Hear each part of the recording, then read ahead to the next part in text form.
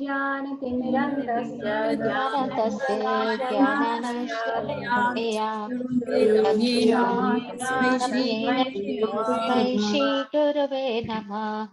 चैतन्यमनोभीष्टं स्थापितं येन भूतले स्वयं रूपं कदा मायं ददाति स्वपदान्तिकम्। वन्देऽहं श्रीगुरुं श्रीरूपं साग्रजातं सहगणरघुनाथं सहगणा रघुनाथं तं सजीवं सद्वतं स्वभूतं परिजनसहितं कृष्ण चैतन्य कृष्ण पदां हे कृष्णा करुणा करुणा सिंधु दीनबन्धो जगत्पते गोपेश गोपिका कांता राधा नमोस्तुते तप्तकाञ्चन गौराङ्गी राधा वृन्दावनेश्वरी देवी देवी प्रणमामि हरिप्रिये। वाञ्छाकल्पतरुभ्यश्च कृपा कृपासिन्धुभ्य एव च पतितां पावनेभ्यो वैष्णवेभ्यो नमो नमः। कृष्ण भयो नमो नमः। जय श्री कृष्ण चैतन्य प्रभु चैतन्य नित्यानंद प्रभु श्री नित्यानंदा श्री अद्वैत अद्वैता गदाधर श्रीवास भक्ति गौर वेदांत। गोविंद हरे कृष्णा हरे कृष्णा कृष्णा कृष्णा हरे हरे कृष्णा हरे कृष्ण हरे हरे राम हरे हरे राम राम हरे राम राम हरे हरे हरे। हरे Ram Hare Hare.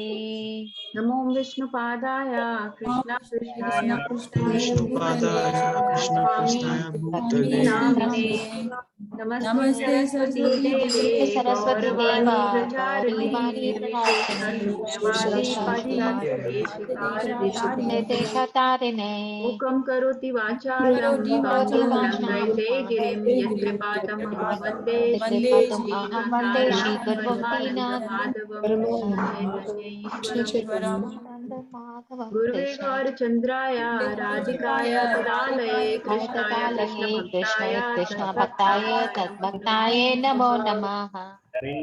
Hare Krishna. Krishna.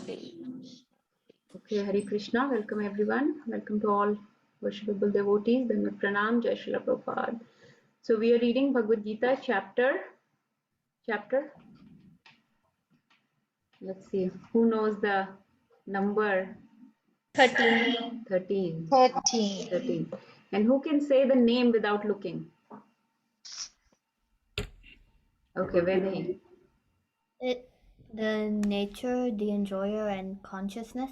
Okay, and now without looking, who can say in Hindi? I want to make sure. We're not reading chapter 11 or chapter 4, right?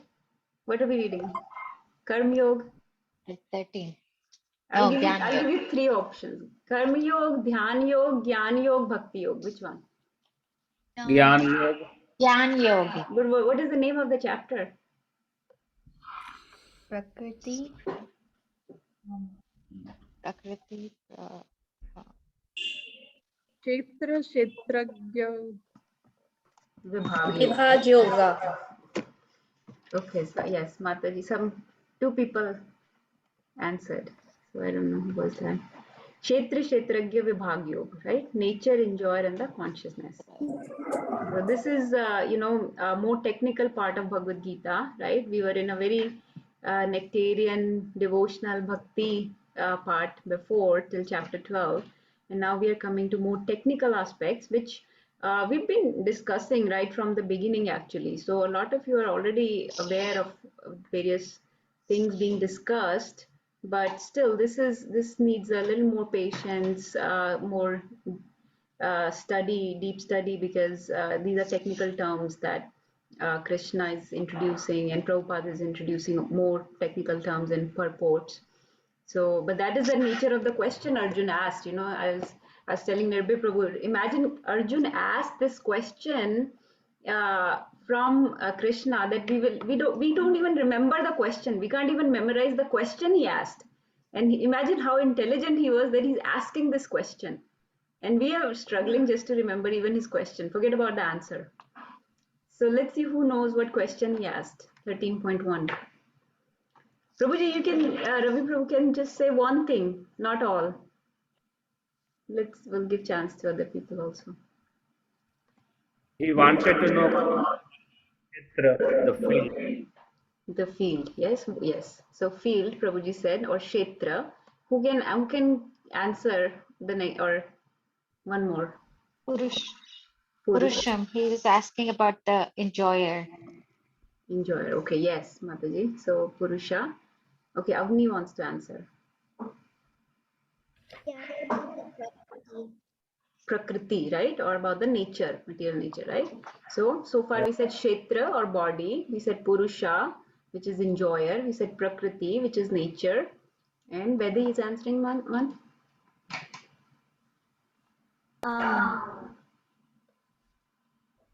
Kshetra Gyan. Kshetra. Kshetragya, right? Kshetragya, yeah. So that is knower of the field, knower of the body. Okay, so we have 4. He has 6 things, right? 2 more. Let's take somebody else. Yes, Sheetal Mataji. Knowledge. So Jnanam, right? One more. Okay. Nirbhay Prabhu is raising hand, is that? Yeah. So the next one is Gyayam, what is right? known. Yeah, or what is to be known or object of knowledge, Gyayam, right? So Kshetragya, okay, body and knower of the body. Purusha, Prakriti. Purusha is enjoyer, Prakriti is nature, Purusha and Prakriti, right? Gyan, knowledge, and Gyayam, object of knowledge. He asked, what are these 6 things? So he asked about these 6 things. I'll just open the Microsoft document that we made last time just to go over very quickly. So in 13.1, Arjun asked about these 6 things.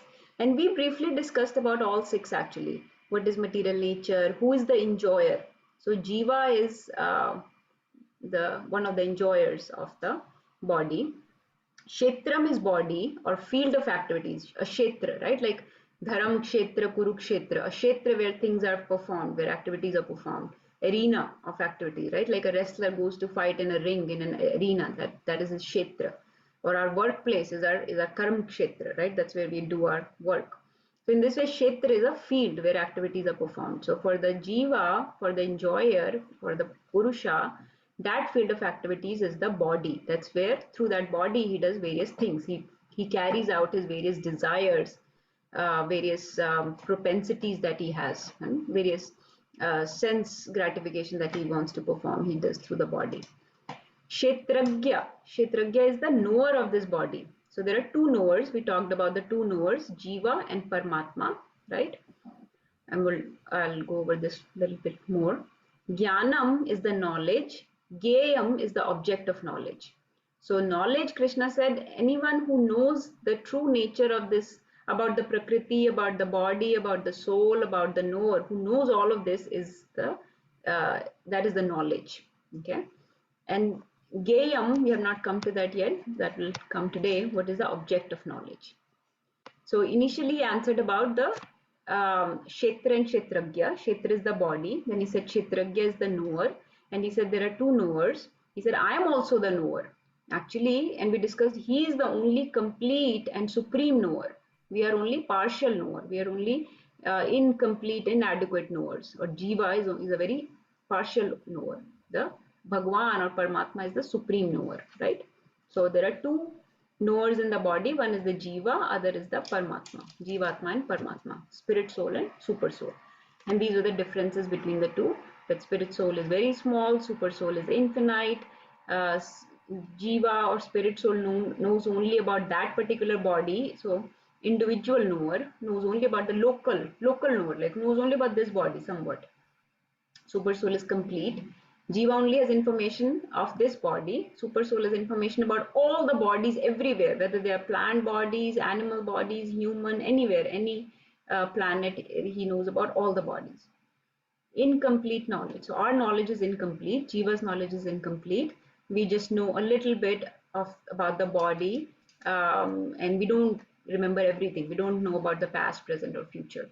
whereas super soul knows everything about all the bodies, and he knows about the past, present, future, and everything. Spirit soul is fallible, meaning they have a fall down. Paramatma never has a fall down. Then Paramatma never is infallible, right? Jivatma is only a partial controller, is only a partial enjoyer, whereas Super Soul, Paramatma, is the supreme controller. He has control of everything. He is the supreme enjoyer, right? Jivatma is the servant and Paramatma is the Lord. Jivatma is somewhat the proprietor of this body, but only of this body. And Paramatma is the supreme proprietor of all the bodies and everything, right? So that is the difference we understood. That was 13.2 and 3 about. So Krishna answered about Kshetra and Kshetragya. Then Krishna says, I will also tell you these things briefly. What will I tell you? I will tell you what is the composition of the body, like what is body made of, what are the qualities of the body, what changes or transformations happen in the body, and what is the origin or source of the body. Okay? He says, I'll tell you this about the body, 4 things, and 2 things I'll tell you about the knower. What is the identity of the knower, okay, and what is the influence or power of each knower. Okay. So then in the next verse, which was very technical, not 13.5. 13.5 he says all this knowledge is also given in the various other Vedic literatures, especially Vedanta Sutra, and many rishis and sages have talked about this in different literatures. Then in 13.6 he gives very technical knowledge about the composition of the body, right? He talks about 24 material elements which make the matter. Okay, so this 24 material elements is what makes the material nature as well as this body, right? Body and nature both are made of matter, right? So both are made of these 24 material elements. What are those 24 elements in the body? 5 Panch Mahabhut, all this, air, water, fire, ether, earth. 10 senses, 5 are knowledge acquiring senses, 5 are working senses, right? Jnana Indriya and Karmendriya. 3 elements of subtle body, mind, intelligence, and ego. Sometimes mind is clubbed with senses, but mostly we take it as part of subtle body, mind, intelligence, and ego. Man, buddhi, ahankar. Then he said there are 5 tanmatras or sense objects, right? Ras, gandh, sparsh, shabd, and roop, meaning the sense objects are those objects with which sense organs come in touch, right? Like tongue comes in touch with rasa, or ears come in touch with the sound. Or eyes come in touch with the vision, like form, with the in contact with the form of shape of something, right? Nose comes in touch with the smell or with the gandha, right? With various aromas. So those are sense objects, tanmatras. And then he said 24th element is 3 gunas, which are unmanifested or inactive inactive material nature, which comprises of 3 gunas. They get activated when they are in a body, right? So avyaktam or unmanifested, which is known as pradhan, is the 3 gunas, consists of 3 gunas. So these are the 24 material elements. This is just revision because it was so technical. I just wanted to remind everybody what we did last time. Is this so far clear? Okay, Avni Reddy say clear. Raina, are you okay? Vinita gives me thumbs up. Raina is giving me thumbs up. Yeah, so these are various material elements, right? 24 material elements that are making the body. Okay, this is a little bit of technical knowledge. This is all part of Sankhya Yoga, basically analytical knowledge of the soul. That is called Sankhya Yoga. So we'll move forward. Then Krishna says in the next verse that when these material elements interact, right? For example, tongue tastes gulab jamun. What kind of feeling we have? Happiness, right? We feel happiness, right? Now, when that gulab jamun makes your stomach upset, right? Again, all interacting with the material elements. What happens? You feel distress. And then next time, it's possible that you may feel aversion towards gulab jamun. I don't want to eat it, right? So that aversion, where is it coming from? Interaction of the sense organs that happened, right? Or it went down well, you did not have any problem, you felt very satisfied, happy after eating, so you would want it again. Next time I want 2 gulab jamun. So that gives rise to desires, right? So in this way, because of the interaction of material elements, the desires, the aversion, the happiness, or the distress arises. Okay. And he says, because of the interaction of the material elements, 6 changes happen in the body, 6 transformations happen in the body, right? Let's see if somebody can list these 6 without looking.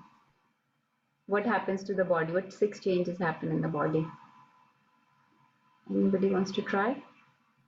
Okay, Vedi wants. Vedi, go ahead. In birth, growth, Sustain. Sustains or stays. Prabhuji, you can complete. dwindles, Reproduce. Dwindles. and then die. In between there was byproducts. It makes byproducts also. Reproduce. So it takes birth. Yeah, I think the mic. Can you hear us pretty good, Mataji? Yeah, I can hear you. Okay. So takes birth, grows, stays or sustains, then makes byproducts, dwindles and vanishes or dies. These are the things that happen in the body. Okay, so we read this far, and we also read about how the interaction between some subtle elements, like between the mind, intelligence and ego, gives rise to convictions. He says convictions arise because of the interactions between the material elements. He also says life symptoms or consciousness, right? Life symptoms like eating, mating, defending, sleeping, these kind of life symptoms or consciousness also arises because of these interaction of the material elements. So various interaction of material elements that body is made of causes all these things to happen in the body. So the knowledge, true knowledge is, the perfect knowledge is to know all of this, to know that we are not this body, body is only made of matter, body is destructible, it is temporary. Jiva or me, I am a soul, I am an eternal being, I am part and parcel of Krishna, that Paramatma is residing in this body with me and watching all the things that I do, right? And Paramatma is the true enjoyer, true proprietor, true controller of this body, right? So all this is the true knowledge, right? So it doesn't mean that we just have to memorize these material elements. We have to memorize what the gross body is made of, what the subtle body is made of. The true knowledge is to know that we are not this body, we are the soul. The soul is eternal, the soul is indestructible. The body, on the other hand, is made of matter, which is destructible and temporary. To understand the position of Paramatma as the true knower within this body, and to understand the position of us being the servant to that Paramatma. So if we have been given this body, I don't want to enjoy it just for myself. I'm not the true enjoyer.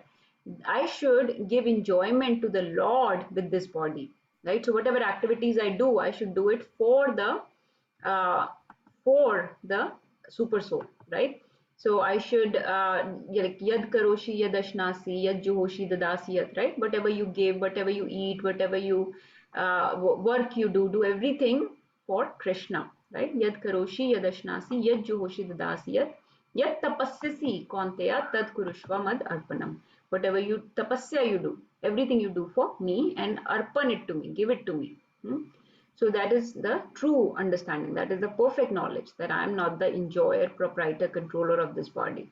Because people are, they're thinking I am the supreme controller. Like I see all these, being a doctor, I see patients, right? They so much want to be in control of everything that they don't understand that these things are not in their control. Like somebody, let's say, develops some kind of disease, right? Oh, I was always taking care of myself. I never smoked a day in my life. I was always eating clean. I always exercise. I take care of my body. Yes, that was your duty to do. But you are not the controller of this body. These things happen in the body because it is destructible. The disease, the janam, jara, vyadhi, mrityu, they have to come. So all this is the true knowledge. So somebody who understands this, when they are afflicted with like these kind of problems that happen, right, they will not be so bewildered.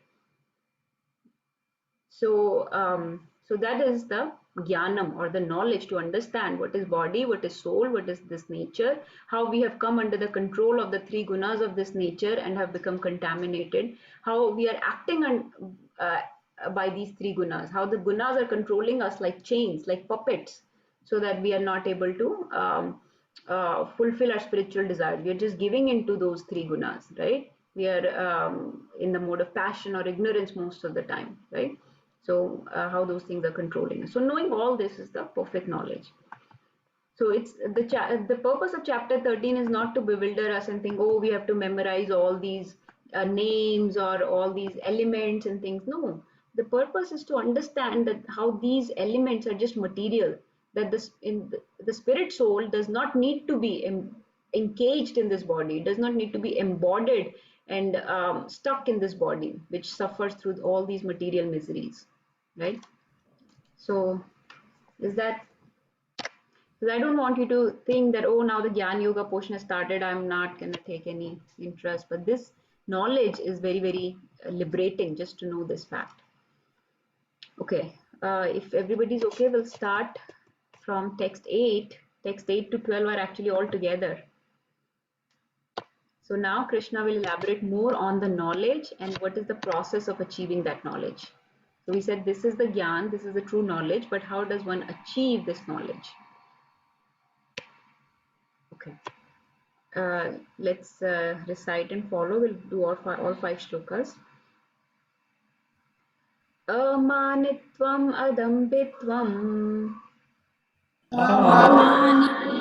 Adambitvam ahimsa shantirajyavam ahimsa shantir arjavam acharyopasanam shocham acharyopasanam saucham Sacham स्थैर्यम आत्मा विनिग्रह Astharyam astaryam atma Atma vinigraha Vinigraha इंद्रियार्थेषु वैराग्यम indriyadeshu Indriyadesu vairagyam Vairagyam अनाङ्कार एव च Ahankara ahankara Ahankara eva cha Evacha जन्म मृत्यु जरा व्याधि Janma janma mrityu Janama jara Mrityu vyadhi Jara Vyadhi दुःखादोषानुदर्शनम् dukkha Dosa dosanudarshanam Darshanam असक्तेरनभिष्वङ्ग asaktir Asaktir anabhishwanga Anabhiswanga पुत्रदारागृहादिषु Putra Dara putradaragrihadesu Grahadasu नित्यं च समचित्तत्वम् Nityam samachittatvam Samachittatvam इष्टानिष्टोपपातिषु Ishtapapatisu मयि चानन्ययोगेन Vaichananya yogena Yogena भक्तिरव्यभिचारिणी bhaktir Bhaktir avyabhacharini Abhacharini विविक्तदेशा सेवित्वम् viviktadesa Desa sevitvam Sevitvam अरतिर्जनसंसदि संसदि Arati Jana artirjana samshadi Samsati अध्यात्मज्ञाननित्यत्वम् adhyatma jnana nityam Nityam तत्त्वज्ञानार्थदर्शनम् Jnanartha Tattvajnanartha Darshanam एतज्ज्ञानमिति प्रोक्तम्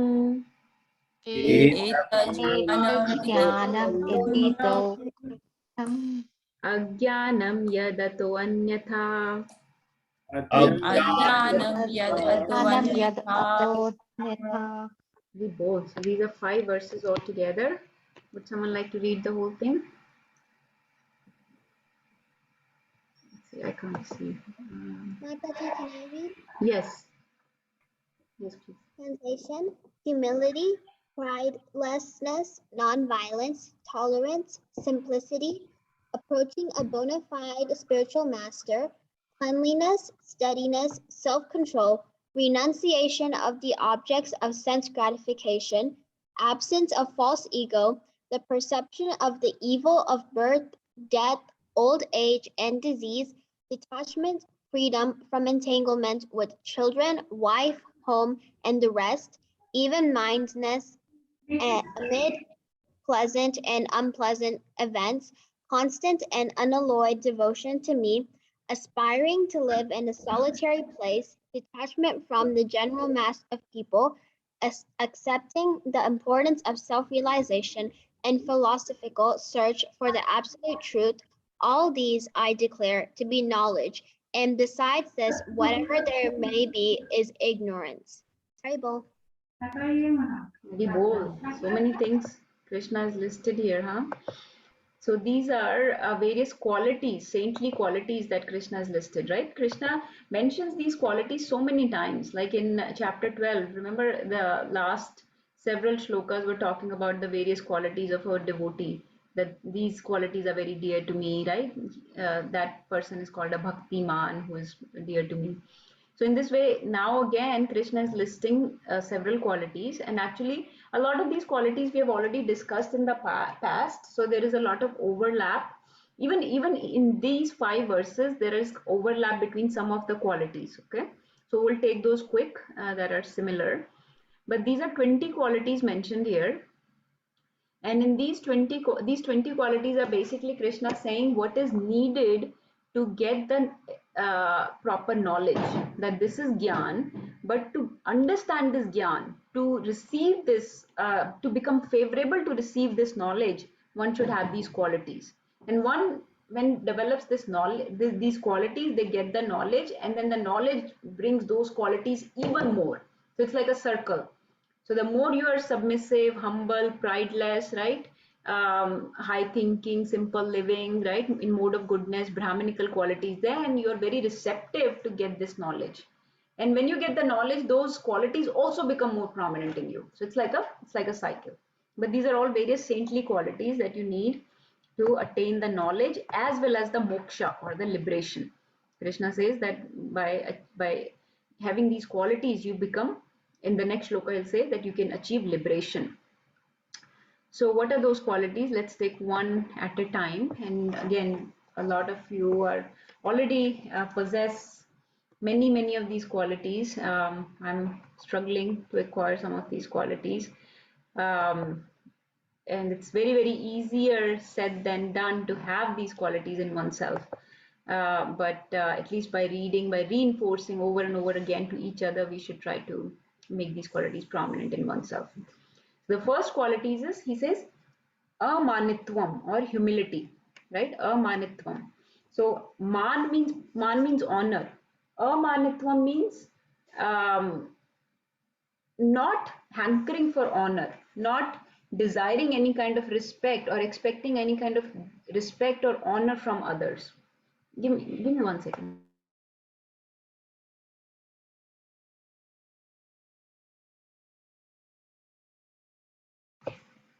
I'm sorry. So amanitva means not expecting any honor or respect from other people, right? So that is a true humility. Like a humble person does not think that he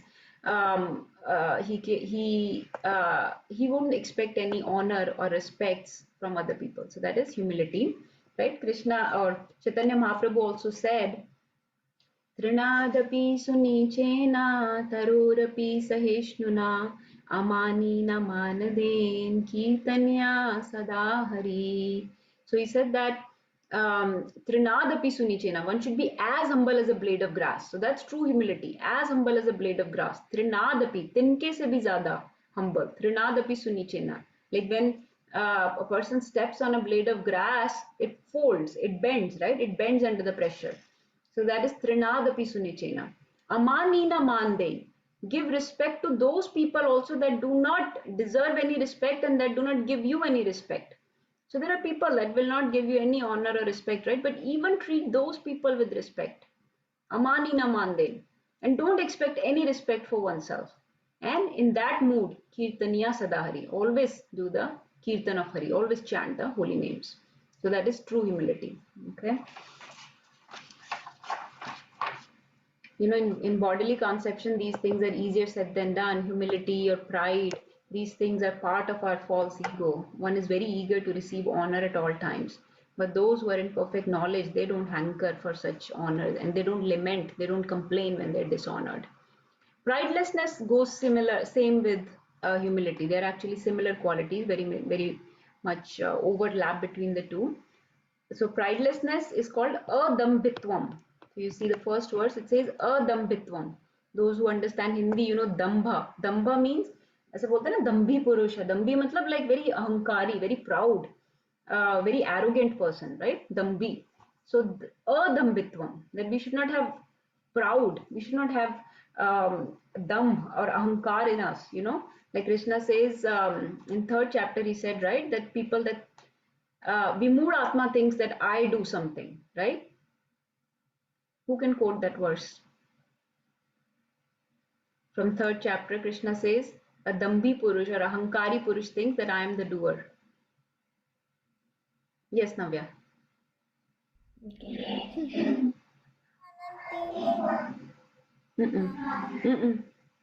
Third chapter, Prakrite. गुणे कर्मात् अहंकारात् विमोहात्मा कर्ता हमेति मन्यते. Okay. Vinita, go ahead, you decide. Hare Krishna.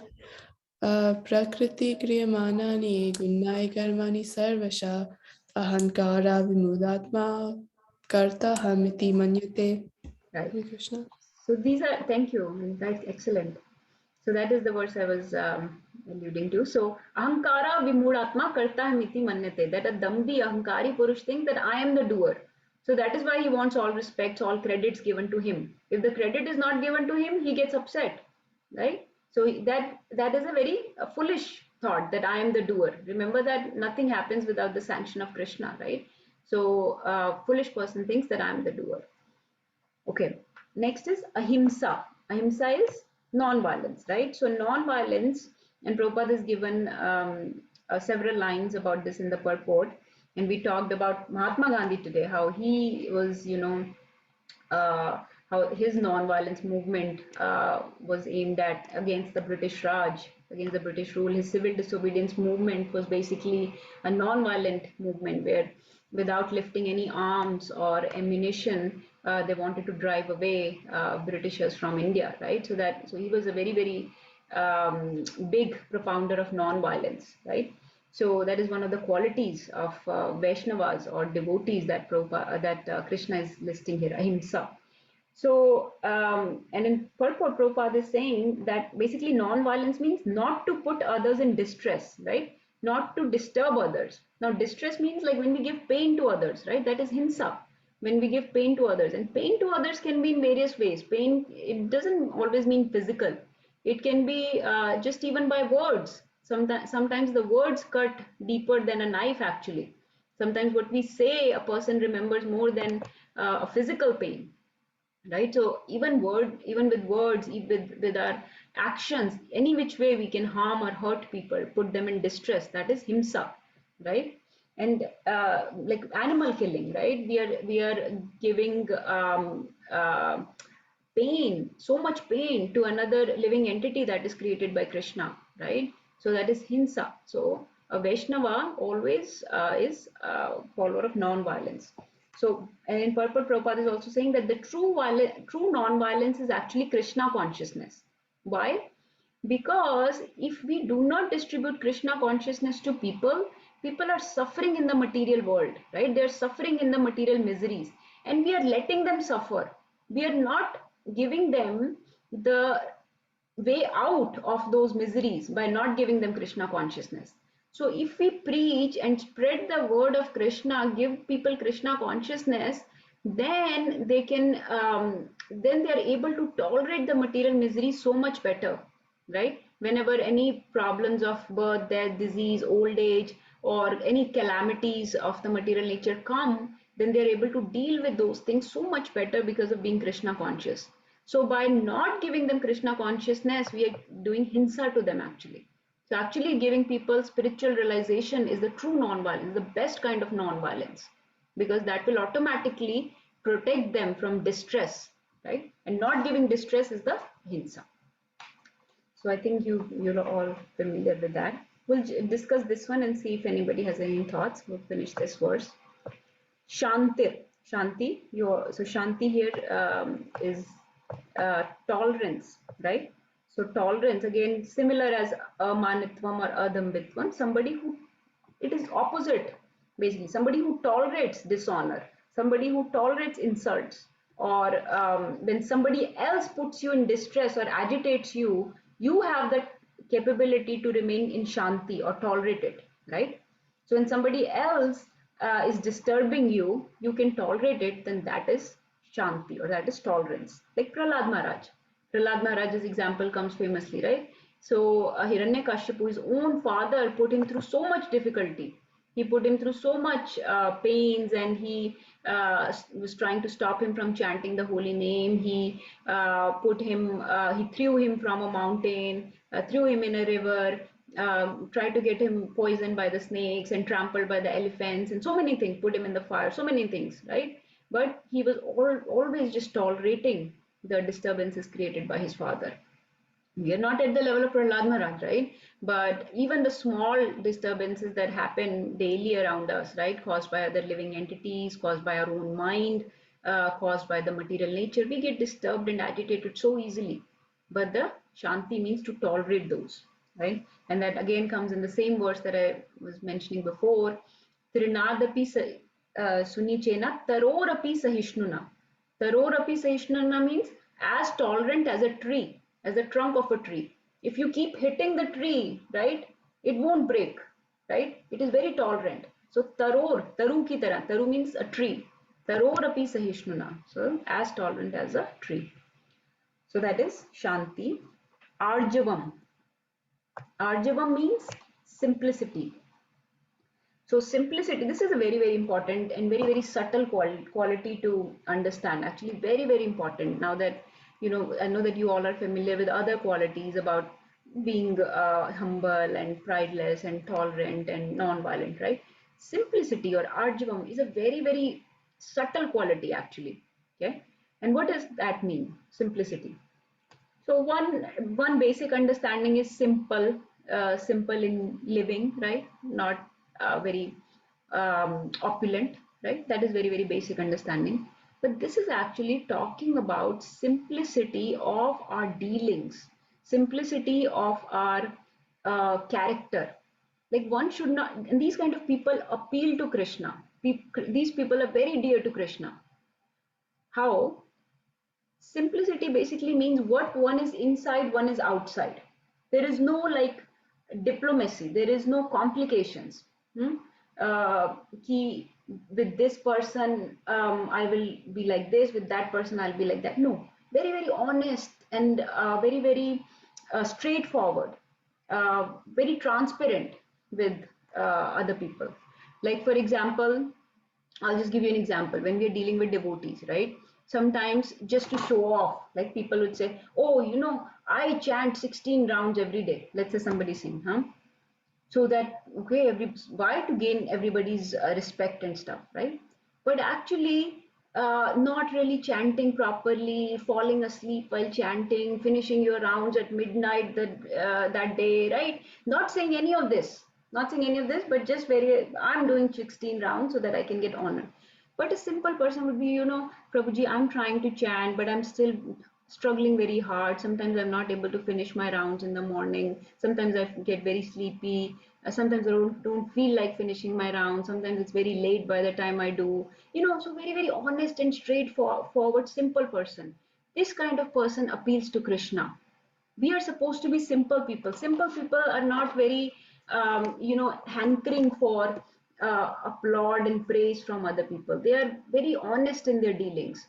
So they appeal to people. They appeal to Krishna. Krishna is complicated. Krishna's pastimes are complicated. He's Tribhangrup, right? He is difficult to understand. But a devotee should not be difficult to understand. Devotee should be simple in thought so he can be easily understood. His dealings, his character, his activities, they should all be very, very straightforward and humble and simple. So that is the understanding here of Arjavam. Okay, very honest in our dealing. If we have any anarthas, share with other devotees, right? If you have any problems, share with them. Don't always just show off. Oh, I'm always going to put forth my good qualities to other devotees so that I can get honor and respect for them. No, Share your anarthas, share your bad qualities. How I'm not able to control my anger, Prabhuji. How I'm not able to, how I'm hankering for, tea or coffee. I'm not able to control that, right? Share all these things. That is transparent dealings. That is honest dealing. That kind of simple people are very, very appealing. Not only to devotees, they get mercy from devotees and from Guru, they get mercy from Krishna, right? Whereas somebody else who's showing off, putting forth only their good qualities and hiding all bad ones, very, very complicated person. That person is not very, very appealing to Krishna. So think about all these things. These qualities. Some of these qualities are very, very subtle, and we need to imbibe them in our personality, in our character. And actually, the devotees that are advanced devotees, madhyamadhikaris, they can sense these things in other people. Like if we are neophytes, if we are hiding these things from the advanced devotees, they will sense it. They know ki kaun kitne pani mein hai. They can sense these things. So it is better to be transparent and honest in the dealings. Okay, the next is Acharya Pasanam. Very, very nice. Acharya Pasanam. Acharya Pasanam means approaching spiritual master, right? Upasana means worship, and Acharya means spiritual master or teacher. So to approach or to worship the teacher, to approach a spiritual master in a very worshipable, very submissive way, as you would approach the Lord, right? Like in 4.34, right? Krishna says, Tadvidi pranipatena pariprashnena sevaya uddikshyanti te jnanam jnaninas tattvadarshina. That one should serve the spiritual master. One should humbly and submissively approach the spiritual master and render them service so that they can give us the knowledge, right? So Acharya Upasanam. Or like our Mangal Aarti in the morning, right, that we sing for Guru, the Guru Ashtakam, the 8 verses that we sing. The last verse says, right, Yasya prasadan Bhagavad prasado Yasya prasadan nagati kutopi Dhyayanstu vamstasya yashastri sandhyam Bande Guru Shri Charanaravindam. So that is the last verse of Mangal Aarti, right? So which means Yasya Prasadad Bhagavad Prasado, that whose grace, whose mercy is like the grace of God. Yasya Prasada Nagati Kutopi, without whose mercy we have no gati, we have no destination, we have no hope. Dhyayan Stuvams Tasya Yashastri Sandhyam, and we should worship that spiritual master 3 times in the day, at the time of 3 sandhyas. 3 sandhyas, when the day and in the morning, when the in the Brahma Muhurat, when the day starts and night ends, in the midday, when the afternoon meets the morning, and in the evening, when the afternoon meets the dusk, right? So those 3 sandhyas, sandhi means when 2 times of the day are meeting. So those 3 times of the day, in those 3 sandhyas, we should worship the Acharya, worship the teacher that has given us all this knowledge. So Acharya Upasana. We know the glories of approaching a spiritual master, and that is why we've talked about Guru, Shishya Parampara so many times. So I will not go into that again. And the next is Shaucham. Shaucham, I think all of you understand, cleanliness. Both we discussed in the 12th chapter. Shaucham means cleanliness, both external and internal cleanliness, right? Externally also cleaning the body by taking a bath, right? And internally also cleansing the mind, ego and intelligence by reading scriptures, by chanting the holy name and cleaning the dirt settled on our body or on our mind. Shaucham.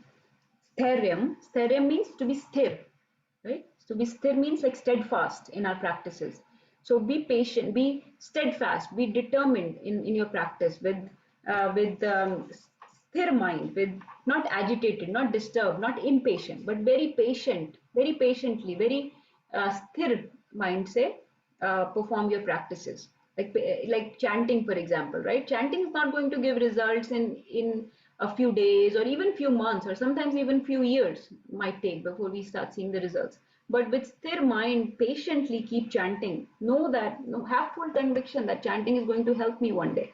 So with that conviction, just keep on chanting the holy name with that determination, right? And patiently, and then you will start seeing the results. determination. We have read in last chapter how dhairya nishchayad, right? Dhairya and Nishchaya, those are the qualities given by Rup Goswami. How, with these qualities, Shadbir Bhakti Prasiddhyati, that the Bhakti, the devotional service, uh, progresses or grows by these qualities. And two of those qualities is Dhairya and Nishchaya, or patience and determination. So both patience and determination together means a steady mind, or sthir mind, Dhairya. So steady mind is both patient and determined. The last is in this verse, Atma Vinigraha. Atma Vinigraha means self-control. Okay. So self-control basically means to reject anything that is unfavorable, and rejecting unfavorable things and accepting favorable things. Right. Self-control can be sense control, can be mind control. We talk about the Vegas all the time, right? Vacho Vegam, Mansakrodha Vegam, Jiva Vegam, Udarupastha Vegam. That these 6 Vegas we should control, then that person is a self-controlled person. So self-control means various sense control and giving up things that are detrimental to us, accepting things that are favorable for us. So that was this verse number 5. 9 qualities Krishna talked about. Anybody wants to share anything from these, or any realizations, pastimes, anything they want to share that they want to work on more?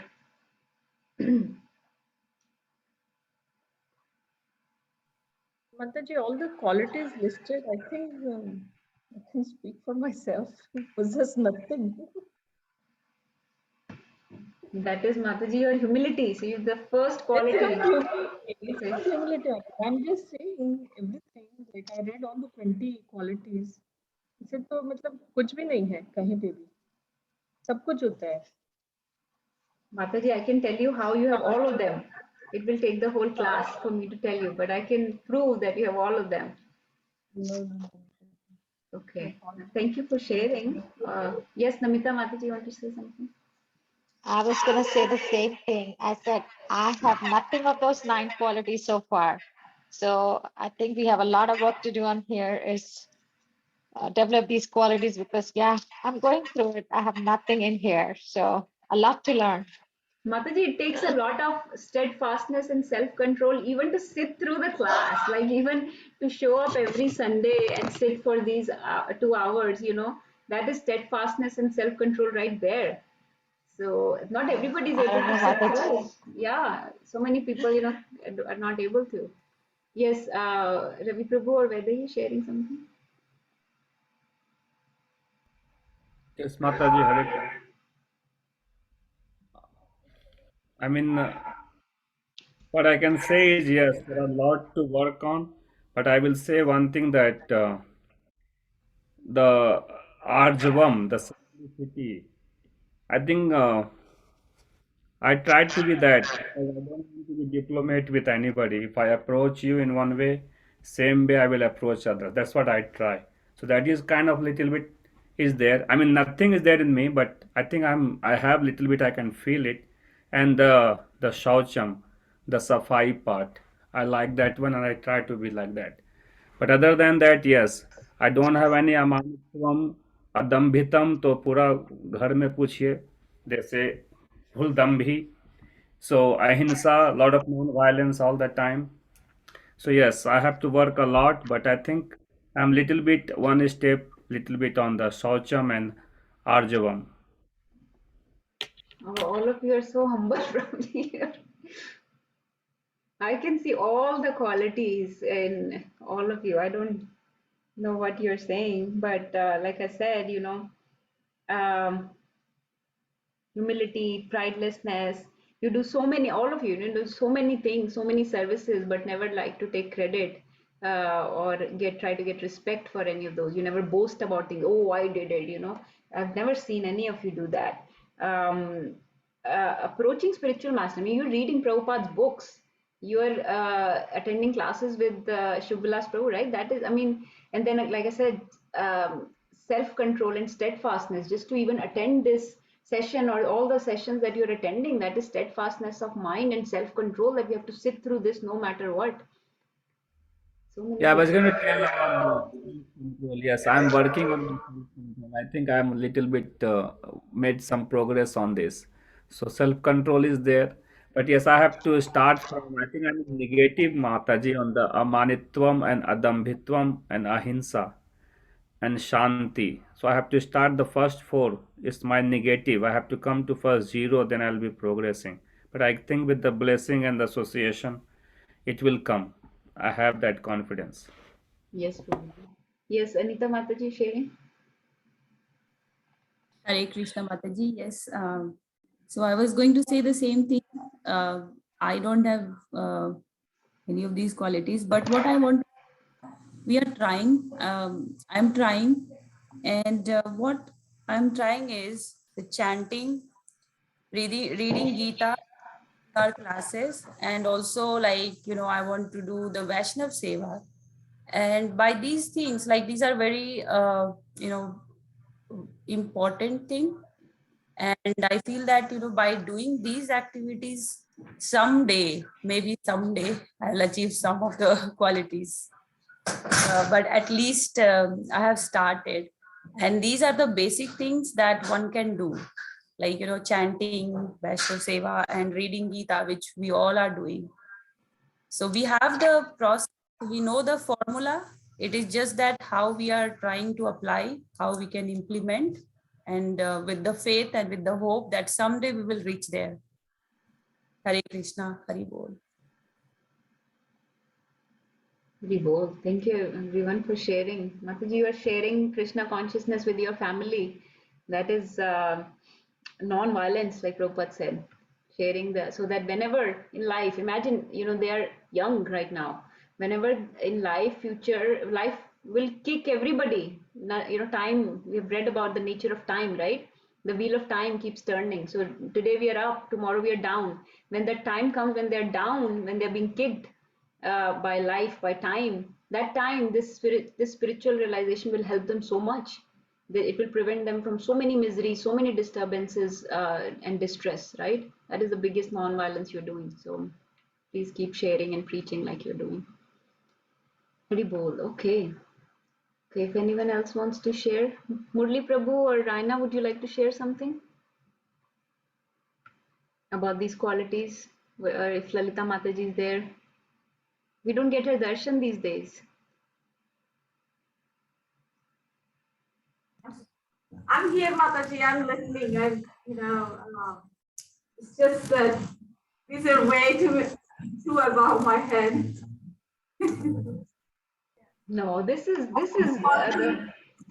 you are so intelligent, so daksha, like Krishna says daksha, right? Medha, and you have exemplify all of those. I don't believe for a second that these things are too way beyond you or anything. I know that you have most of these qualities. Yeah, I think everybody has this in certain time, or we all possess that qualities. But do we use this every day, every second? No, it's not. It's because we are still human. So and so we all possess this, but all of these qualities. We don't know which act on. Yeah, when time comes, we might not act on them properly. Like, so I think that's what I think. It's like we are not perfect. So yes, because we are human. Yes, that's why we are reading Bhagavad Gita to become better. Yes. Okay. Avinash, would you like to share something? Sorry, Mataji. Yes, go ahead, Mataji, please. I said it's a long list and a comprehensive but long list. It's mind-blowing. 20 qualities. We've read 9 so far. We'll keep reading, but let me see if Avinash wants to share anything. No, Mataji. Yeah, there is a lot of qualities you told that, but I am following to at least take some of those qualities, means to work on those things. Yeah. I mean, the best thing is that if we can at least recognize that this thing is absent from me and I have to consciously work on it, so that next time when that situation comes, like for example, tolerance, right? Somebody is agitating us easily. That is I will tell you, my biggest problem, getting agitated very easily. So how to control that, right? So when the next time that situation comes, you will know that, this quality is very dear to Krishna. So I better control my mind and not let anything disturb me. So in this way, if you're conscious, at least we can put it into action. That is the purpose of reading Bhagavad Gita, getting this knowledge that it can come into our consciousness now, and what we need to do next. Okay, let's read the next one. So the next quality, Krishna says in 13.9, he says, Indriya artheshu vairagyam. Indriya artheshu means in matter of senses. Vairagyam means detachment or renunciation. Vairagya, virakti, similar words, but they mean renunciation. That one should, so it goes with sense control, the last thing that Krishna said, Atma Vinigraha, Indriya artheshu vairagyam, that in the matter of senses, one should be detached. So again, same thing as last time, that we should try to, so there is a lot of overlap, which is good for us. We don't have to try to have too many qualities. But basically it means that, again, try to control the senses that are out of control. And most important sense that goes out of control is the tongue. Right? Tongue comes, if you remember, tongue comes in the Jnanendriya and the Karmendriya both, right? As Karmendriya, its function is of which one? Taste or speech? As Karmendriya, as working sense, what is the function of tongue? Taste. Huh? I can't hear it. Speech, somebody said, I think. Yeah, as Karmendriya, as working sense, tongue is, okay, good job, Raina. Yeah. As working as a working sense or karmendriya, tongue is has the function of speech, right, or voice. And as jnanendriya or knowledge acquiring sense, what is the function of tongue? What is the other function of tongue? Taste. Taste, yes. So taste, right? So taste and speech, two are the main functions of tongue. So tongue shows up in jnanendriya and karmendriya, and tongue is the most uncontrollable sense. So when I heard this for the first time, I was very surprised. Why is tongue so uncontrollable? I think, other things are more uncontrollable, but actually because it has two functions of vacho vegam and jiva vegam, of taste and speech, both it can be uncontrolled. So what we feed it, what we taste, right? If we are eating in the mode of goodness, if we are eating prasadam, which is spiritual food, we are sanctifying not only our body, our consciousness, also the tongue, right? So that when we speak, the words will also come out as, like you have read in austerity of speech, they will come out as beneficial and sweet words, not meant to agitate others, right? So in this way, nice words will come out. So we can control the tongue by reciting the scriptures, right? And by feeding it prasadam. So if we control the tongue, then the other senses, for example, are working senses, like where we go, what we do, or sex life, or what we watch, or what we hear. All those things also get purified. So everything gets purified by just controlling this very important sense called tongue. I just elaborated on that because that is the most important for everybody. People are used to eating whatever they want, right? Eating meat or alcohol or various other foods that are tamasic, right? That are in mode of ignorance. So they bring out all these bad qualities or anarthas out in us, right? So by controlling our various senses, or by renouncing those things that are not good for us, one can control our senses. Ahankara evacha. So ahankar again comes back to false ego. Ahankar means false ego. And so here Krishna says anahankara evacha, that he likes devotees to be anahankara, meaning without false ego. So false ego means bodily identification. So giving up the false identification with the body, that I am a female, so I will say this or I will do this. I am Indian, so I will just blaspheme other people, or I'm a Hindu, so I can say whatever about people of other religion, or I am brown, or I'm white, or I'm black, so I can exploit other people, or I can have aversion to other people. That is bodily identification. So giving up the false identification of the body, that is an-ahankara, without the false ego. So that one I think we have discussed many times. Janam, Mrityu, Jara, Vyadhi, Dukkha, Dosha, Anudarshanam. So understanding the faults or the evils of Janam, Mrityu, Jara, Vyadhi. Jan means birth, Mrityu means death, Jara means old age, Vyadhi means disease. So birth, death, disease and old age. Understanding the faults or the dukkha, the miseries caused by these four things, or perceiving the faults of these four things is a quality. Okay. So if somebody perceives, if somebody understands that these four things cause us misery or distress, right, then he would want to get out of these four things, right? So that is that means he will hanker for self-realization or liberation. So understanding the evils or dukkha caused by janam, mrityu, jara, vyadhi. Not everybody understands that, right? Like the very famous conversation between Yudhishthir Maharaj and uh, uh, this was Yamraj or Yaksha, yeah, Yaksha, who had actually Yamraj, who had come as Yaksha, happens. And in that conversation, one of the questions that Yaksha asks is, what is the most wonderful thing about people or some jivas? He said, the most wonderful thing is that everybody knows that they are going to die, but they don't act accordingly, right? They don't work accordingly. They don't prepare for it, right? So we all know, but so everybody lives as if they're never going to die, even though death is certain, right? Like Hindi में बोलते हैं ना, actually English में बोलते हैं, as sure as death, as certain as death, this will happen, right? As certain as death, we will do this, right? This is a saying, right?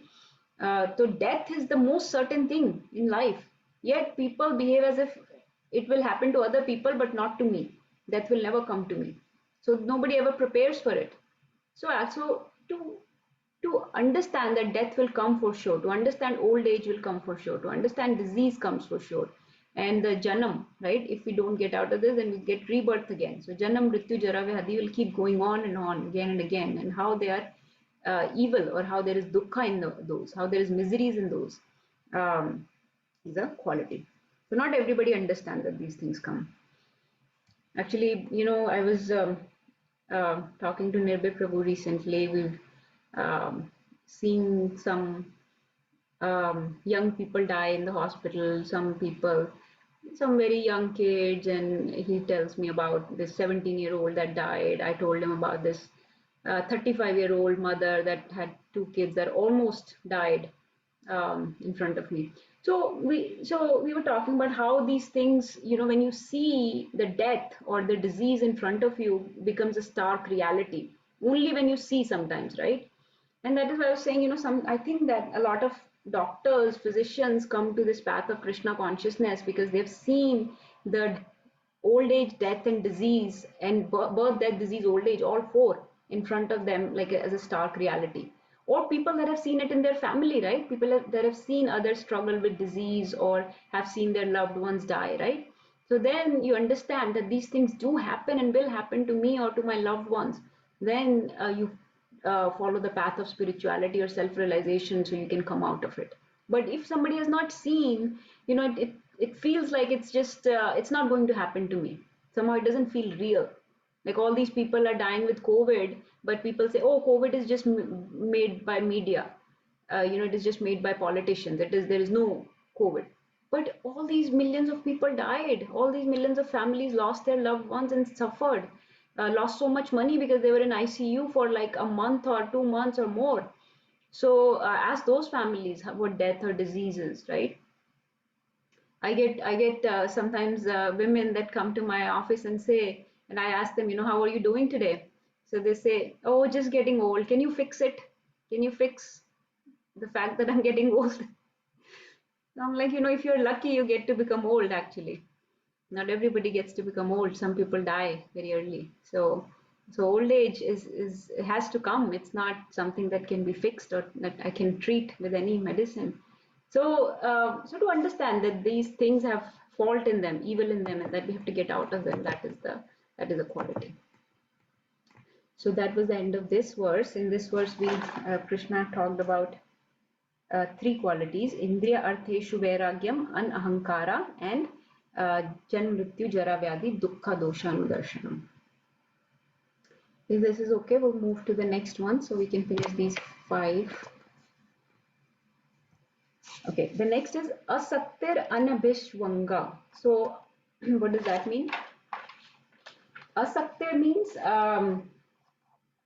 to be detached or without attachment. Anabhishwanga means without association of what?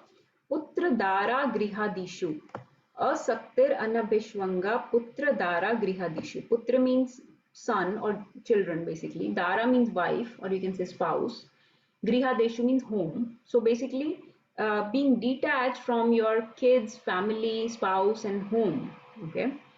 It doesn't mean, again, we've talked about this before, it doesn't mean that you are irresponsible towards them. Detached does not mean being irresponsible. Detached just means that understanding that they are also parts and parcel of Krishna, that they also need to be Krishna consciousness, that I have the responsibility to make them Krishna conscious. I have the responsibility to deliver them, right? And seeing them in proper light, like understanding that they're not my property. Oh, this is my wife, you need to control her. Or my husband, my kid, right? So these are all Krishna's children, Krishna's property, and to take care of them responsibly. Actually, the best, Prabhupada says, the best way to stay detached while living in the family life and you have your kids and husband and house and everything is to make your home Krishna conscious, right? Is to train the family members in Krishna consciousness. How? By chanting, by reading, by eating prasadam, by deity worship, right?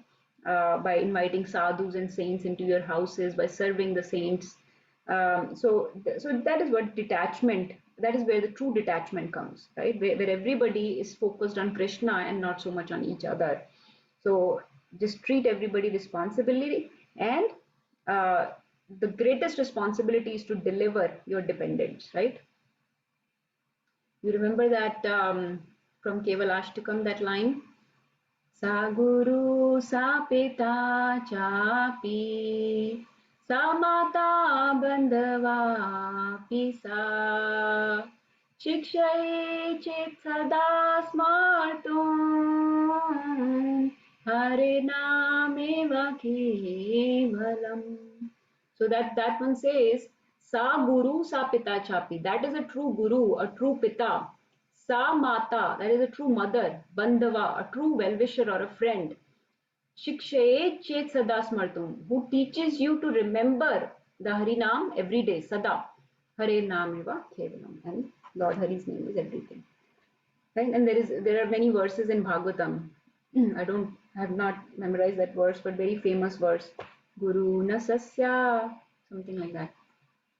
That verse is very, very famous. That is not a proper guru or a proper mother or a proper father who cannot deliver his dependents from this material world.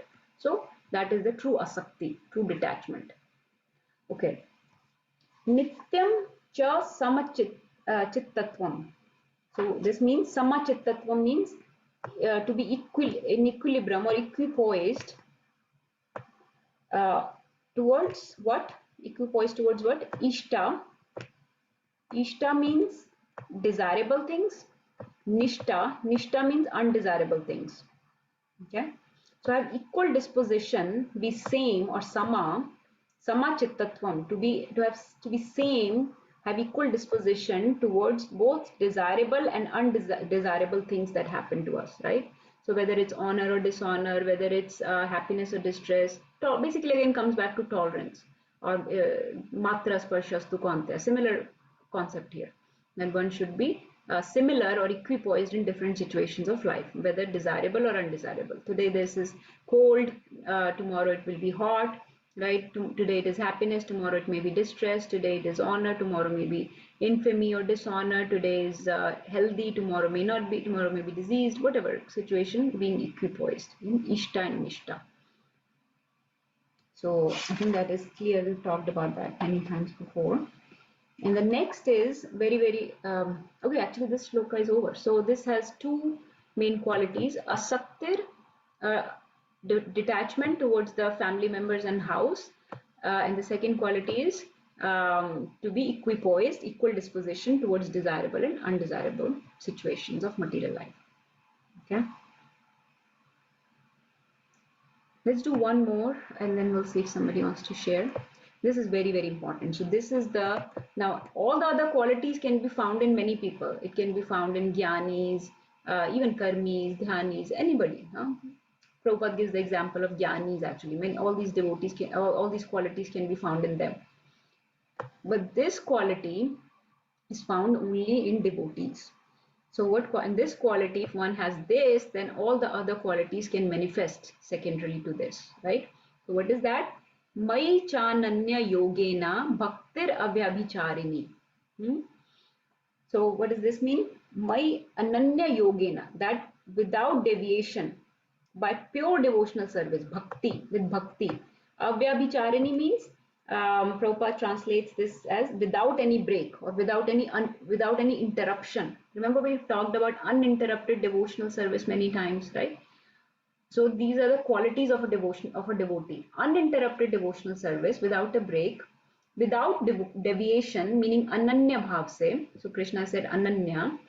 Ananya bhav meaning pure, like not unalloyed, like not going here and there, aaj isko, aaj kal usko, today in material nature, today you're in Maya, tomorrow you're in Krishna. No, very steady, ananya bhav se. That I have no shelter, no Lord other than Krishna. Krishna tadakroshadananyanatha Govinda Damodar Madhaveti. So Draupadi said that Krishna, I have no other Lord other than you. Krishna is the name of Draupadi. Krishna tadakrosha, with anguish she said, Ananyanatha, I have no other Lord. And not, so she's not surrendering to her she tried to take shelter of Pandavas or Bhishma Pitama or Dhritarashtra or Dronacharya, but no, I have no other Lord, these people are not my Lord. So Krishna tadakrusha ananyanatha, that ananya bhakti means undeviated devotional service. Okay, that is one quality of devotional service. And the other quality is uninterrupted, that it does not get interrupted with different situations, that today I am unhappy, today I am stressed, so I won't do bhakti, today I am out of town, so I won't do bhakti, today I'm not, I'm working too much, so I won't do bhakti. Various reasons or excuses that we come up with, but for a pure devotee, it is avyabhicharini bhakti. It is uninterrupted, unalloyed devotional service. Okay. Navya is showing her artworks. I'll just show before.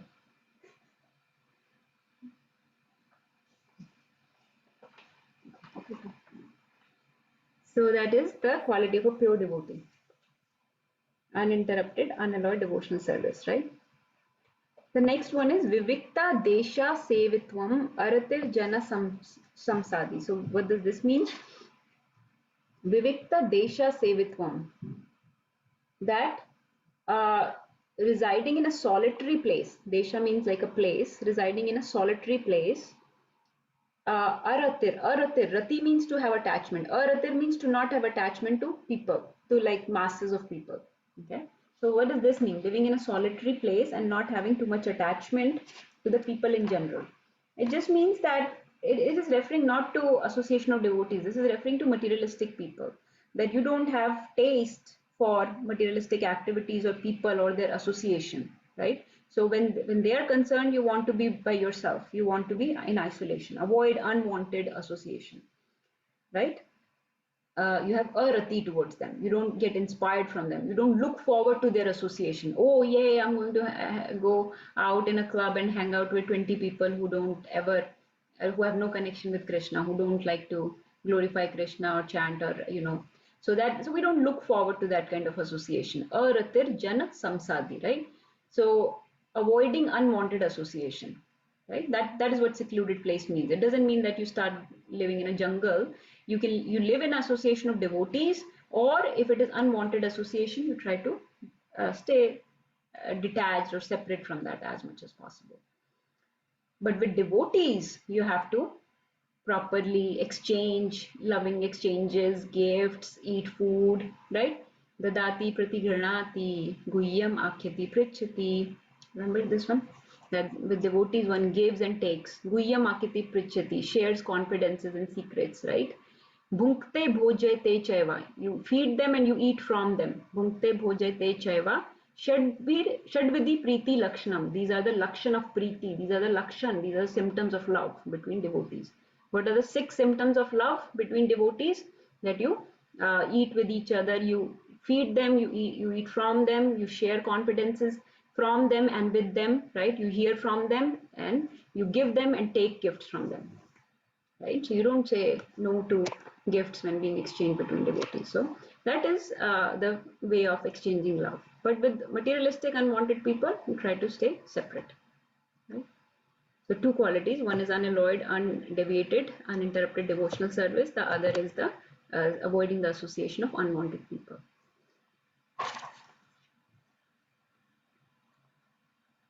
Okay, let's finish this off since we have one more only, because this is just the conclusion. So the conclusion, this is the last quality, that is Adhyatma Jnana Nityatvam Tattva Jnanartha Darshanam. That somebody who's hankering for Adhyatma or self-realization, knowledge, Jnana is knowledge, Tattva Jnana, like the philosophy or the knowledge of the absolute truth. Darshanam means philosophy. So somebody can, say that I am, I do bhakti, like I'm chanting and everything, huh? But I don't like to, I'm not interested in philosophy. I'm not interested in this knowledge, huh? But Krishna is saying that actually this knowledge and trying to understand the absolute truth, trying to understand darshanam means philosophy, is also very important, right? And Prabhupada actually has said this many, many times, that how we should be very strong in our knowledge and philosophy, right? We cannot spread Krishna consciousness just by saying, oh, chant Harinam and just, books are the basis, he said, right? Books are the basis, right? Utility is the principle. So books are the basis, knowledge is the basis. We cannot, people are very, right, logical. They like reasoning and scientific understanding of everything. And this is a great science. This is the science of absolute truth that we should try to understand so we can convey to other people also properly, right? It is not just sentimental, right? If it is just sentimental, it is very hard to progress actually. It just remains on the plane of sentimentalism. The sentiments should be accompanied with knowledge or proper philosophy, right? Like some people will say, oh, I'm from South India, so that's why we worship Balaji. But why? Like, do you understand everything? No, we just, from there, so we just worship them. But understanding the philosophy, understanding the proper knowledge of why you are doing something, right? How it is helping you, how it is purifying you, how it is improving you, that is also important. So not only in preaching, but also in our progress also. So with proper darshanam, with proper philosophy. And then he says, this is the perfect knowledge. He says, etaj jnanam iti proktam. This is the only knowledge, is the perfect knowledge. Ajnanam yad ato anyatha. Anything else, anyatha, anything else other than this is ajnan or ignorance.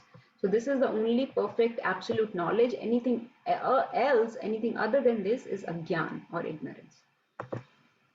So that was those 5 verses. Various saintly qualities, 20 qualities that Krishna mentioned that we need to attain the Gyan and liberation, Gyan and Moksha. And the beginning of that knowledge starts from humility or amanitva, and then it's like a staircase, right? The highest, topmost level is bhakti. Yes, Anita Mataji, you sharing something? Yes, Mataji, I have a question. Yes, basically, it's maybe a silly question. So we are trying to, achieve like at least, some of these qualities, and also trying to imbibe these qualities in the kids. But at the end of the day, we have to deal with the external world, material world, where it is full of material people. So how we should, like how we should ensure that our humanity is not, like somebody is not taking advantage of our qualities that we are trying to achieve. And, this doubt comes to my mind, and then I try to answer myself that Krishna will take care. Let's say, for example, my children with their friends, when they are dealing with their friends, they are very humble, like, sometimes, of course, like they are children, but sometimes they are like giving in whatever they're asking. They're like, okay, let's for the sake of, peace, or not creating any havoc. So, I mean, the doubt comes, and then I answer myself that maybe, Krishna will take care of them if they are truly uh, true in their nature. Krishna will take care. But then I just wanted to hear from you, or some other parents, like how you are feeling, like how to deal with such kind of feelings, and how we can ensure that it's not something that can can be taken as advantage from others. Yes, Mataji. Mataji, actually, I asked this question from Shubbilas Prabhu one time. So I'll share his answer, and some other times that I've had this question many, many times. Actually, it keeps cropping up. Forget about kids, even with us, right? This happens. We are going out in the professional world also. We are in the Vaishnav world. We are taught that you should be humble and proudless, and don't uh, dam bhi nahi hona. You shouldn't be glorifying yourself, right? But when you go out, people want you to glorify yourself. Otherwise, nobody will, let's say I am a doctor. Nobody will come to me unless I say, oh, I do this and this, this is my qualification. Unless I have best results, I have good outcomes. Unless I say, like, glorify myself, people won't get the surgery done from me, right? So this is the nature of external world outside of devotees, outside of Vaishnav culture. And we are taught always, you shouldn't be trampled under people's feet, right? Nobody should be taking advantage of you. All those things, like you said. So not only kids, we also come across this conundrum, this very big confusion in our dealings with materialistic people, right? So I'll tell you what I have learned and heard so far from various senior devotees in lectures. So Mataji, there is a story. I'll tell you that story. Okay. So there was this snake. Some of you might have heard. There was this snake. Okay. He was very vicious. He used to kill anybody and everybody who will come in his path. This was in a village. Okay. He would kill anybody. Um, Kids, adults, everybody was scared of him. So they'll run away as soon as he comes. And one day he met this sage, and he asked the sage, I want to be loved by people. I don't know why they are running away from me. They are very scared of me. So nobody comes and sits next to me, or pets me, or talks to me, or plays with me. So he said, you need to stop biting people. Just decide that I will not bite anybody. I know that as a snake, this is your nature. You cannot control it. You feel like you want to bite everybody, but just decide today, from today onward, I will not bite anybody. He said, okay, that's what I'll practice. And he started practicing it. So in the beginning, he got a lot of love, and, people will come and close to him, and he will not bite. So slowly people started getting closer and play around him, do things around him, and he will not bite anybody. Then slowly, some kids, naughty kids, they realize that, this snake does not bite. Maybe he's not able to bite. We can torture him. We can disturb him, right? So they started throwing stones at him. They'll throw him away. They will beat him with a stick. Like various ways they start chasing him, right, running after him, and he's not able to bite them. So this way he was very, very disturbed. And he went to the sage and he said, you told me not to bite, but now these people are actually they're hurting me. They are being very disrespectful towards me. Huh? This is not, how do I protect myself? How do I handle this? So the sage said, I told you not to bite, but you can still hiss. You can still raise your hood and, hiss, scare them. And he said, okay, I'll try that. And he started doing that. As soon as somebody will come, he'll just raise his hood and, make the noise and scare them, like very alarm.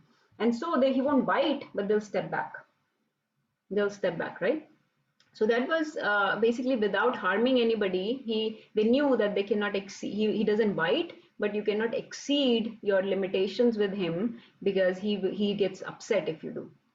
So Mataji, the long story short, the message is that we have to judge the situation. Okay, being humble and having humility will never harm you in your dealings with people in general. Okay, even now there is this concept of leadership. Actually, Shubhalas Prabhu likes to elaborate on that a lot. It is called servant leadership, that even leaders in the community are very, very humble, very, very in a servitude mood.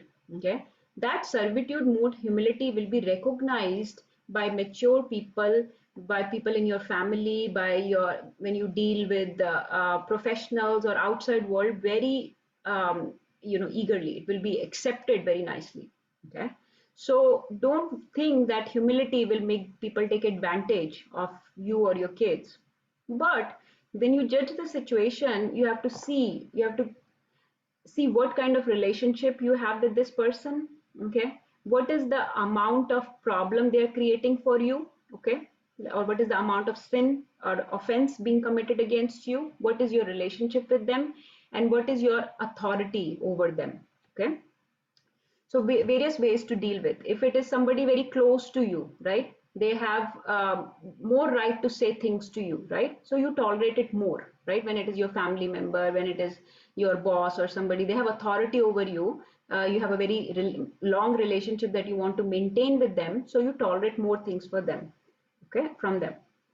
Then you see what is the amount of agitation being caused. It is something really worth responding to, or is it something that we can let slide so that our relationship will not be destroyed? So it is a very judgmental thing. Okay, if you think it is some nonsense person who I don't need to be dealing with, every time I deal with them, they offend me, they create disturbance in my mind, so that I'm not able to chant, I'm not able to pay attention to my spiritual life, my mind gets very agitated and disturbed. These people are not in any way helping in my Krishna consciousness. They're not my family, they're not my professional workers. You can detach, give up the things that are detrimental to your spiritual life. You can detach, you can it's okay to break some bridges. But at the same time, if somebody is your family member, your friend, your well-wisher, your a professional person that you will be dealing with somebody the whole time, or that you otherwise respect, or that you like to maintain a relationship with, then you tolerate minor offenses. On major offenses, you authoritatively, you can have either a discussion with them, or you can put a stop to it. It depends on the amount of, like, if somebody's bullying your kids, you will not just take it, right? You will call the mom or do something. So you will authoritatively put your foot down. But minor things, to preserve the relationship, let slide. So so you have to, it is a judgmental, it is a thing where you have to exercise your judgment. That is what I have to share about this, Mataji. I think Ravi Prabhu is sharing. Prabhuji, please go ahead. Hare Krishna. Mataji, you explained it so well. I don't have to add a lot. You gave a nice story of that snake. That was a very, I have heard that before one time. And another, I just heard over from another Acharya. The Krishna, I remember one thing. This is all being told at the Kurukshetra. And Krishna is telling this to Arjuna. Be tolerant, be simple, be ahimsa. But what happened? Get up and fight. Means you have to do your duty. So you can tolerate. They tolerated all this all the life. Even Krishna himself went as a sandhi karne ke liye. So tolerance was there. They tolerated, but then to a limit. So as Mataji was saying, you have to be very judgmental to judge whom to tolerate, how much to tolerate, how long to tolerate. And then you have to do your duty. So whatever the duty that we have been put in, the conditional duty, we cannot compromise that duty. So we have to do that with whatever authority has been assigned to us. So after telling all this knowledge, he told him one time Just get up and fight, because tolerance is done now. No more tolerance. We have to establish the dharma. So that is a very good example that we have to keep in our mind. And the second thing, I think there is little bit more worry. I can hear in your speech that you're more worried about giving all this to the children. To me, this is my personal reflection, and I mean, anybody can agree or disagree. Uh, Again, it's coming from the book that I read. Again, the Shastra. We have to do our acharan. Children will follow us. So we are also living in this material world. They will know that we are not living in a different world, like we are not in a secluded place. We also deal with all these people, all this like environment. We have everything around me. Like I have everything. Like I have all the connection, Netflix, YouTube, whatnot. You can say Instagram. I mean, 100 things. But do I get attached to all this? So my acharan will be more than enough to basically show them the path. Whether they will follow or they will not follow, again, since I have authority, I will make some authoritative decision, and this is what I will give them a structure. This is what has to be done. But then on top of that, if they still don't follow it, I will be saying, okay, this is what Krishna is desiring. This is Krishna's plan. But at the same time, I will not take, like I will not say, okay, let me be tolerant. I told them to do chanting, they did not do chanting. I have the authority to ask for the accountability. So I have to be more, they have to be accountable. So then I'll give them a tools. I will be more, like give them the structure, and then use my authority. And then if that is still not happening, then it's a Krishna plan. So, but then on top of that, what is the first thing? Is the my acharan. Am I doing it? If I'm not doing it, that's it. And I can tell this with my experience and all the reflection I have done. So I think don't be so much worried about giving to the children. Keep doing, and Krishna knows, he fulfills all the desires. That's all I have to say, Mataji. Hari Bol. Hari Bol, yes. Thank you so much, Prabhuji. Thank you so much, Mataji. Yes, Namita Mataji, please. Mataji, Yes. So hearing all this, I think I consider myself like, I think my parents, they've been in Krishna consciousness for so long, and they tried to show me the path, and for such a long time. And I started with chanting, but then I left it, just with the material world, you get so involved, and unless and until it really hits you, okay, now your time, you're in this world to do, so that you don't come back into this world, and you really need to start doing it. So I can relate with what you all are saying, because like, yeah, my parents tried to teach me at the right time, okay, you gotta start getting into this, you gotta start reading all these scriptures. And it didn't hit me till a couple of years when I started chanting. And so I tried to start chanting, but again, reading the books, my mom was always, okay, you gotta start reading scriptures, and it still didn't hit me till now, till I got in an association with you guys. And so I think a lot is to definitely just like what Ravi Prabhuji said, association is very important. Unless and until you have association with with the right people, you really don't get into it. So again, what Anita Mataji is doing, and I think once you do it, once does it at home, your children will follow it. You just need an example, and then people will follow. And I'm still struggling with it, but I can see it, that association, I think, is very important, and commitment is very important, that, okay, I have to do this, and it follows. It's a very difficult path, but again, self-control, and association. I think they both are very important to be on this path. And I'm still struggling. I'm struggling very hard on this. But again, I think I have the right association with you all and my parents who are continuously showing me the path. I have a very long way to go, but I think once you get that, you will be on the right path. Yes, Mataji, we're all struggling. It's not just you. Mataji, are your parents in Memphis?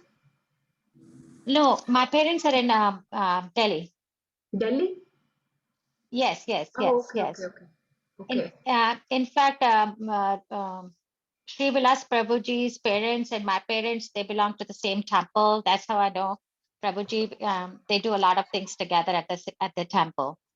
So yes. Very bold, Mataji. So you're already glorious with such amazing parents here. Started the process No, I have much earlier, actually. I'm nowhere close to my parents do it. I'm nowhere there, but eventually I want to be there, you know. But again, they have been telling me to do this for a very long time, and I never, you know, it's just like you just don't want to listen, you know, you just don't want to listen to your parents, you know, when they're trying to teach you. And I think that's what it is. And you know, I'm getting there. I'll get there, you know. Yes, Mataji will all. It's a tough part. It's a very tough part. You know, it's not easy, but you just have to be with the right people. Thank you, Mataji, for giving your association so regularly. We appreciate a lot. So, yes, Ravi Prabhu, are you sharing something? No, Mataji, just in line. As Mataji said, association is very important, and 108% all of us will agree on that. At the same time, even since we are learning from Krishna directly, he said this path is very difficult and the Mahatmas are so durlabh. But then he gave us the solution also. We're not going to stop there. I know it's difficult, it is so durlabh. Then what is the solution? Abhyas and Vairagya. So practice and detachment. If we follow these two keywords, that is the solution given in the Gita directly from the Krishna, the Supreme. So we accept the challenge and we have the solution. We just have to keep working, and then whatever is destiny will happen. Yes. That's all, Thank you, Mataji. Mataji.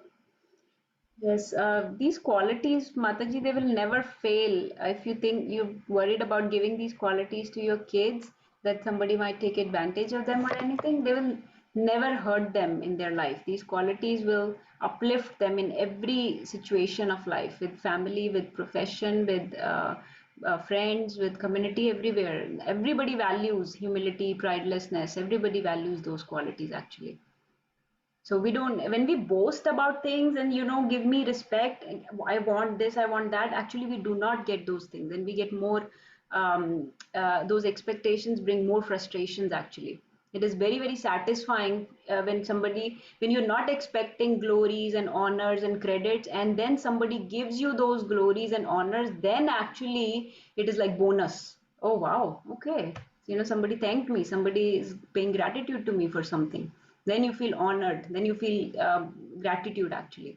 If you have expectation of honor and it is not met, then you feel frustration. So all these qualities are actually, Krishna is not just saying for, you know, devotees, it's for anybody. So um, even like in our clinic or, you know, in our office, I see that they're all Christians, right? But they practice those qualities, they have those qualities. I see that people value them. Like at your workplace, you will see it's not very rare people that you would meet that are very, very, you know, arrogant or will take advantage of you or things like that. But typically in a regular normal religious god-fearing community, you will have people with nice qualities, all these things that Krishna is mentioning. Hare Krishna Mataji, I'll just add a little thing that you are exposing them to such wonderful knowledge that this knowledge, it has a lot of information from, scriptural. When we read Bhagavatam, they listen from Bhagavatam, these stories, Mahabharata is all about dealings, right? All about practical life, how to avoid cheaters, how to avoid people who are doing wrong against you, how to fight against them at the end, things like that. So it is all about, how to deal with people. And these things, they are getting to know such nectar from right this age that we never even could think about it at our times. We struggled through all those things through teenage, thinking about what, like Natasha was saying, ki I should get this, or I should have, people should put me in the center. But now we are learning, no, I should not be in the center. Krishna should be in the center. Who am I? I'm nobody. I'm a, this is just one life. This is just bodily conception of life. Does this thing really matter? These are so profound things, such profound knowledge that they are being exposed to at such a young age, that it is amazing that when the time comes, when they are at a difficult point, then they may remember something from that we may have discussed, or the way you acted when similar situation happened, or how they may think that how one of the associations, the senior devotees, would act if if they were in this position, how would they, or what would they recommend. So they're getting classes from Shubhalas Prabhuji, and he teaches so many practical points. It's not just talking about what something out there that is not related to us at all, or sitting in a forest. And no, this is all very practical knowledge that's going to help him in time management, in how to study, how to focus their mind, how to deal with bullies, how to deal with people who are giving them problems, how if they are getting any they are getting famous, if they are for something, somebody is praising them, if say they are getting not getting any accolades, or they tried their best but did not succeed in something. This knowledge is actually answering all those questions. So it is just actually very, very profound knowledge. Hare Krishna. Hare Krishna. Thank you so much, Prabhuji, Mataji. It's really, giving me to have some more hope, and it is just one more step ahead of in the terms of getting hope. So thank you so much. Thank you, Mataji. Very nice question.